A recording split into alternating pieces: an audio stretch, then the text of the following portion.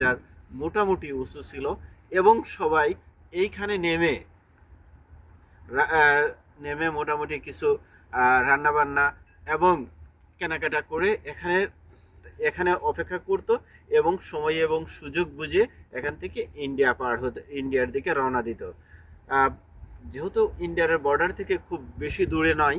এবং যাওয়া সহজতর ছিল, এই হিসাবে সারা দেশ থেকে মানুষ এই জায়গায় বেশি জমায়েত হয়েছিল।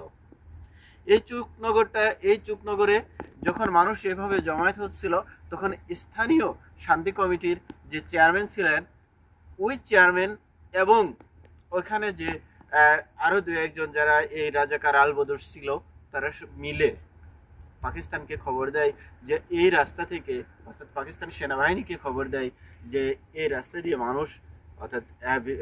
মানুষগুলো এখানে জমায়েত আছে এবং এই রাস্তা দিয়ে সবাই ইন্ডিয়া যাচ্ছে। এখানে বলে রাখা দরকার যে এই